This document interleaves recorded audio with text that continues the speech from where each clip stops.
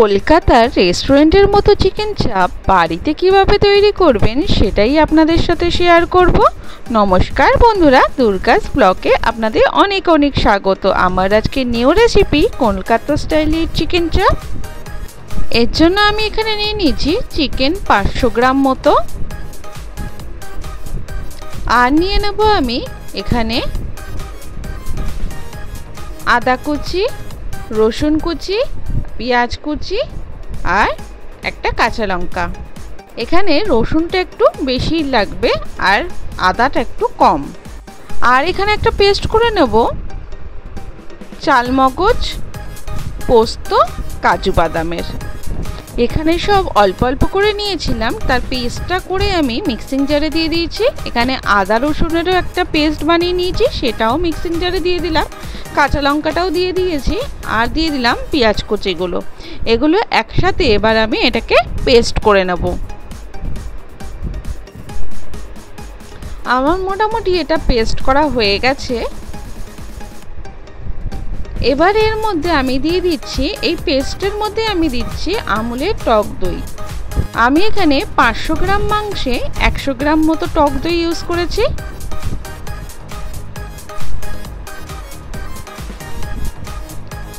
এবার সব দিয়ে একটা পেস্ট বানিয়ে নেব।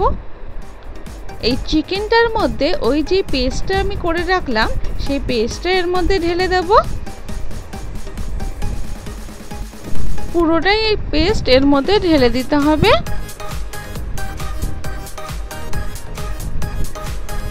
এবার আমি একে একে সব মশলাগুলো দিয়ে দেব।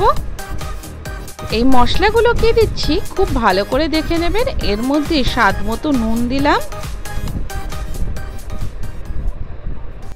লঙ্কার গুঁড়ো দিলাম 1 চামচ মতো, গোলমরিচ দিলাম 1 চামচ ছোট চামচে,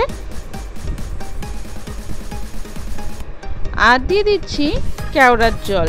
কেওড়ার জল আমি এখানে 1 চামচ মতো দিলাম। আর দিচ্ছি গোলাপ জল, গোলাপ জলও 1 চামচ মতো দিয়েছি।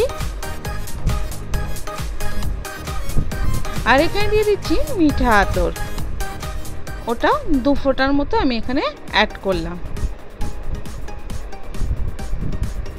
আর দিয়ে দিচ্ছি বিরিয়ানি মশলা। আপনারা চাইলে বাড়িতেও এই মশলাটা তৈরি করতে পারেন, কিন্তু আমি দোকানে সানরাইজের বিরিয়ানি মশলাটা দিয়েছি, এতে স্বাদটা ভীষণই ভালোবাসে। এইবার সব একসাথে মিক্সড করে নিতে হবে। খুব ভালো করে এটাকে মাখাবেন, প্রায় 2 থেকে 3 মিনিট মতো এটাকে মাখাতে হবে। তারপরে এখানে 1 চামচ মতো সাদা তেল অ্যাড করতে হবে, দিয়ে খুব ভালো করে এটা মাখিয়ে এইভাবে দেখুন দেখতে ঠিক এইরকম হবে, দিয়ে ঢাকনা দিয়ে আপনাকে 2 থেকে 3 ঘন্টা রেখে দিতে হবে। তো বেশি সময় রাখবেন তত জিনিসটা ভালো হবে।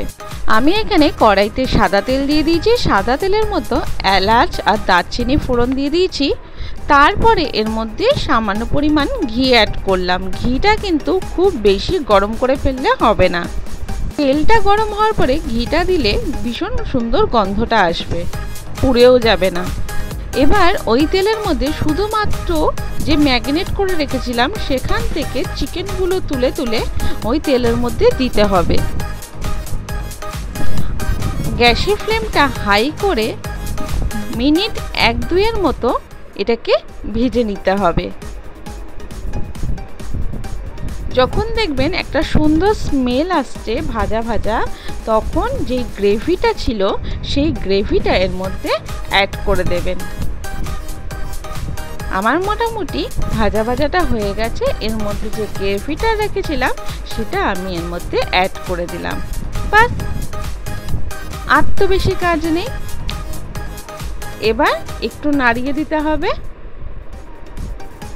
দিয়ে আমি এবার একটা ঢাকনা দিয়ে দেব।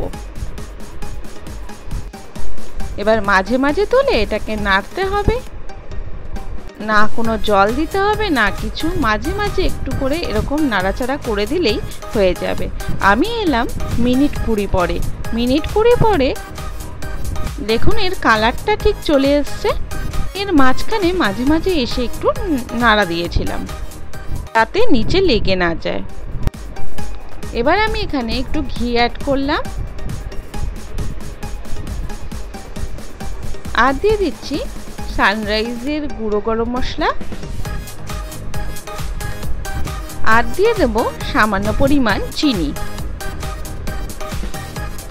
দিয়ে এটাকে একটু নাড়াচাড়া করে নিয়ে আমি ঢাকা দিয়ে রেখে দেব। গ্যাসের ফ্লেমটা কিন্তু বন্ধ করে দিতে হবে। দেখুন আমার চিকেনগুলো কিন্তু একদম সফট হয়েছে, একদমই সফট হয়ে গেছে চিকেনগুলো। এরপর ঢাকনা দিয়ে রেখে দেবেন মিনিট 1-2 মতো। বাস আমার কলকাতা রেস্টুরেন্ট স্টাইল চিকেন চাপ একদম রেডি বাড়িতে। এইভাবে অবশ্যই বাড়িতে ট্রাই করবেন আর ভালো লাগলে সাবস্ক্রাইব করে দেবেন আমার চ্যানেলটিকে আর পাশে নোটিফিকেশন বেলটাও অন করে দেবেন। এরকম নতুন নতুন ভিডিও চাইলে সবার প্রথম যেন আপনার কাছেই পৌঁছায়। আমি যেইভাবে বললাম সেইভাবেই যদি বাড়িতে ট্রাই করেন তাহলে কিন্তু ভীষণ ভালো লাগবে, একদম আর রেস্টুরেন্টে যাওয়ার ইচ্ছে করবে না, বাড়িতে বসেই চিকেন চাপ খেতে ইচ্ছে করবে। আমি এটা সার্ভ করেছিলাম বিরিয়ানির সাথে, বিরিয়ানি আর চিকেন চাপ। বিরিয়ানির রেসিপিটা তোমাদের আবার একদিন দেখাবো। সবাই সুস্থ থাকবেন, ভালো থাকবেন, দেখা হবে নতুন ভিডিওতে। Thank you.